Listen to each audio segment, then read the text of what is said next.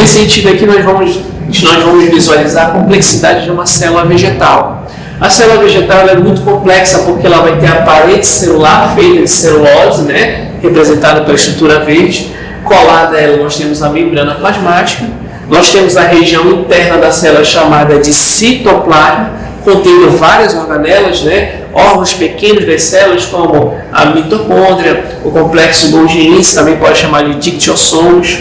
Nós vamos ter os vacúolos, que é armazenamento, nós temos o cloroplasto, nós temos o nucleolo, aí nós temos o órgano nuclear aqui, né? A carioteca, eu tenho o DNA guardado aqui através da cromatina, e aí no caso nós temos a diferença entre núcleo, citoplasma, membrana plasmática e parede celular. Essas são algumas partes da célula. Na membrana plasmática, nós temos essas estruturas que vão garantir o reconhecimento da célula ou a identificação dela, né? A identidade da célula. São chamados justamente de glicocálice.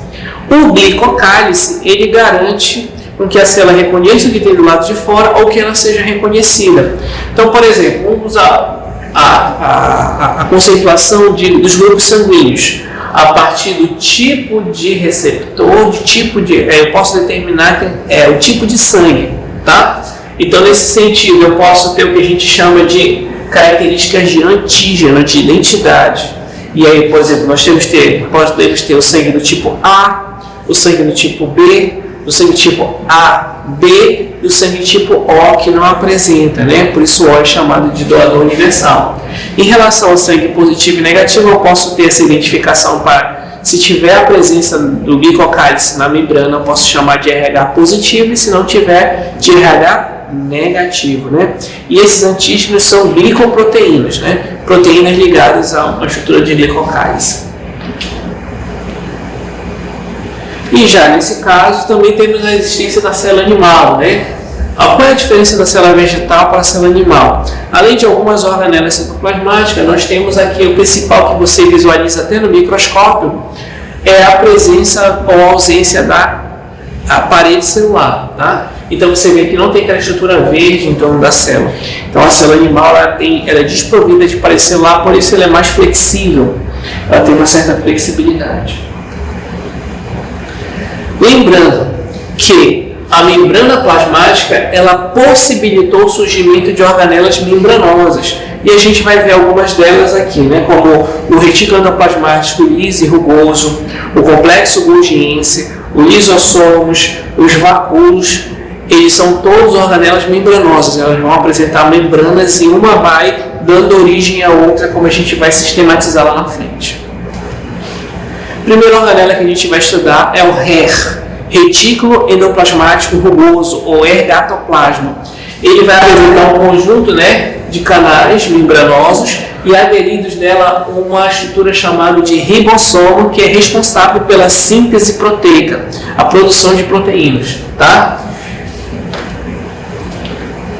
Agora, diferente do RER, nós temos o REL, retículo endoplasmático liso. Qual é a diferença? É que no RER anterior, nós temos os ribossomos aderidos à parede. No REL é ausente, não temos os ribossomos. Com isso, eu não tenho síntese de proteína no REL, eu tenho síntese de gordura, síntese de lipídio ou síntese de esteroides, tá? É a ausência de ribossomos. Ambos, tanto o RER quanto o REL, são iguais quando fazem transporte de substância. Diferença: no RER, síntese proteica, no REL, síntese de gordura, esteroides, né? Então, quando o indivíduo, vou malhar e vou ter maior produção de esteroides, né? Aí eu vou ter um crescimento muscular. Você sabe que quem está trabalhando é retículo endoplasmático liso. Eu comi muito açúcar, eu estou com uma alta produção de insulina. A insulina é proteica, então tu já sabe que é o RER que está trabalhando, né? O retículo endoplasmático rugoso. Então, dependendo das estruturas biológicas, você sabe se é o retículo endoplasmático rugoso ou liso que está trabalhando ali. E aí você consegue mensurar. Os vacúolos, né? O tonoblasto, são estruturas de armazenamento. Então, eu vou ter o vacúolo, por exemplo, nos protozoários lá no paramécio, né? Eu tenho o vacúolo pulsátil ou contrátil, que ele armazena água demais, ele é de água doce, né, o paramércio. Quando tem muita água, ele esguicha essa água para fora, né, contraindo esse vacúolo, jogando ela e mantendo a célula do paramércio, né, o paramércio em equilíbrio de água dentro do ambiente do ciclo, né, de água doce. E nós temos, no caso, uma outra organela que é chamada de complexo golgiense, ou complexo de Golgi. Esse complexo de Golgi, nos vegetais, ele pode ser chamado de dictiossomos. Qual é a função do complexo golgiense? Ele armazena substâncias, ele empacota e ele secreta. Então ele consegue fazer justamente o armazenamento, o empacotamento e o secretamento de substâncias. E aí ele vai estar trabalhando com outros órgãos, ele faz parceria com outros órgãos, mantendo o que a gente chama de metabolismo. E a gente vai fazer algumas ideias dos tipos de metabolismo que nós vamos exemplificar a partir dessas organelas. Então vamos lá. Vamos ver como é a atuação dessas organelas. Aqui nós temos o retículo endoplasmático rugoso, o ergatoplasma, tá? Ele vai fazer a síntese proteica. Vamos fazer que ele vai fazer a síntese proteica de enzimas digestivas.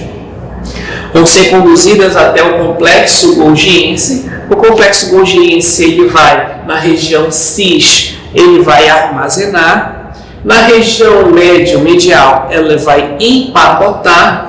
Tá? E na região trans, próximo já da região final, ele já vai começar a secretar. E ele vai secretar uma outra bolsa, né? Que a gente chama de lisossomos. Os lisossomos é uma outra organela responsável pela digestão dentro da célula, digestão intracelular. E aí, nesse caso, ela digere a substância e aí uma parte vai ser usada como combustível, vai ser usada como matéria-prima e uma outra parte da bolsa se transforma em um vacúolo residual, né? Esse vacúolo digestivo quebra em partes que vão ser aproveitadas e o vacúolo residual que vai ser defecado para fora da célula, vai ser secretado. Ou então, melhor dizendo, ele vai ser plasmocitado para fora da célula e geralmente depois vai para o plasma e depois vai para o sangue, né, formando as toxinas do sangue que vai ser liberadas ali, vai ser metabolizadas pelo fígado, uma parte, e vai ser transferida para a bexiga para ser eliminada para fora do corpo. Então a gente consegue perceber lá, retículo endoplasmático rugoso fazendo síntese proteica, metabolismo anabólico, metabolismo de construção. Olha o corpo trabalhando aí.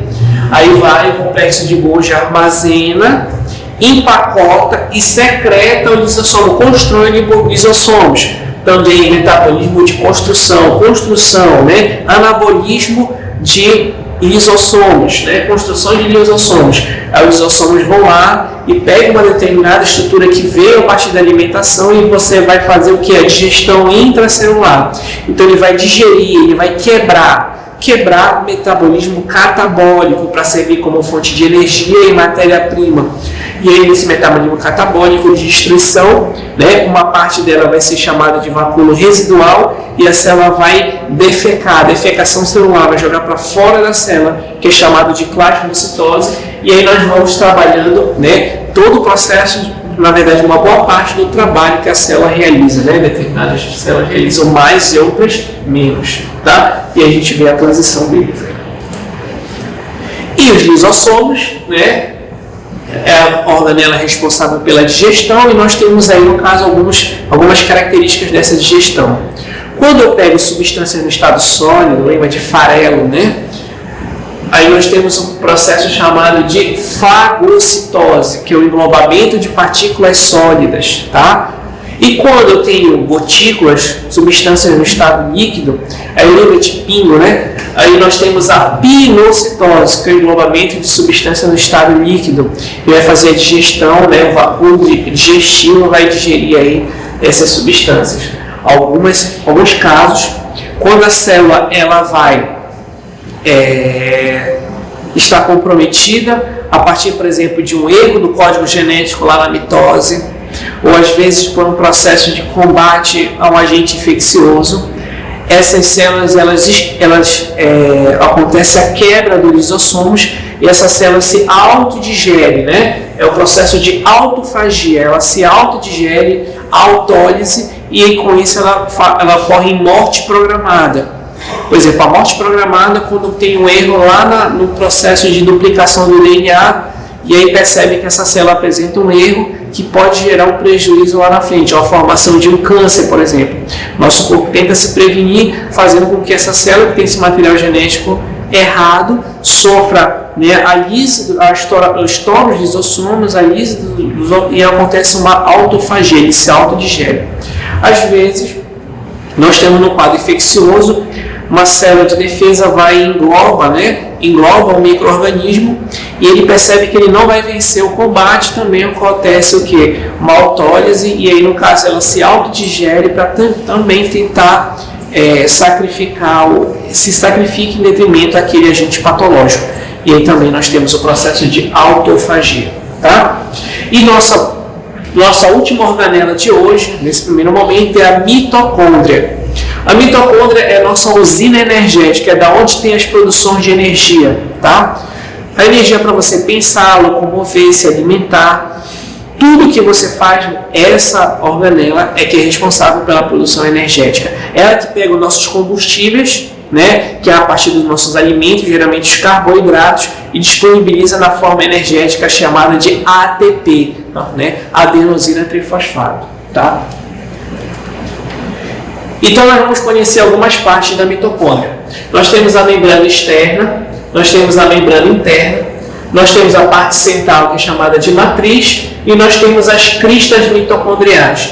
Em cada área dessa, a mitocôndria vai desenvolver um determinado trabalho. Então, olha o que acontece, tá?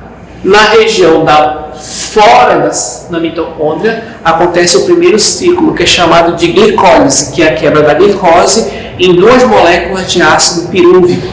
Aí o ácido pirúvico adentra a mitocôndria, e ao adentrar a mitocôndria vai acontecer na região central da mitocôndria, que a gente chama de ciclo de Krebs, tá? Onde vai quebrar o ácido pirúvico para liberar hidrogênio e elétrons.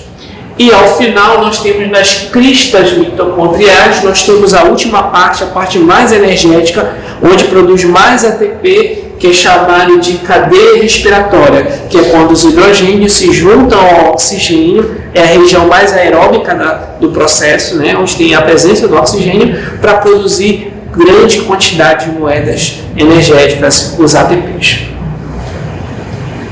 Então nós temos aqui, né, no caso as partes, que a gente já estava comentando, e aí nós temos algumas outras, que é no caso os centríolos. Os centríolos formam o citoesqueleto da célula, orientam a divisão celular e com isso fazem com que a célula tenha uma organização, também formam os cílios e os flagelos para o movimento das células. Então, nós vimos na aula de hoje, né, algumas características, as partes fundamentais da célula. Nós vimos a diferença entre a questão da organização e a quantidade.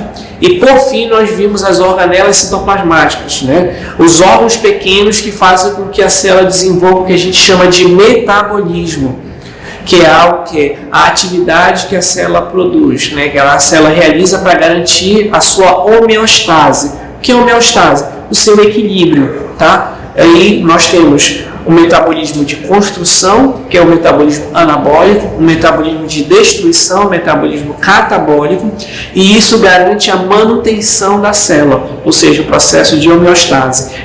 Uma das características fundamentais para que nós sejamos classificados como seres vivos. Somos seres viventes, porque temos catabolismo, nós temos anabolismo, nós buscamos o equilíbrio. A partir de quando a gente perde nosso equilíbrio biológico, a gente deixa de ter as atividades celulares de construção e destruição, podemos dizer automaticamente que esse indivíduo não é mais um ser vivente. E aí, no caso, são algumas características importantes da ciência. Espero que vocês tenham gostado e até a próxima aula.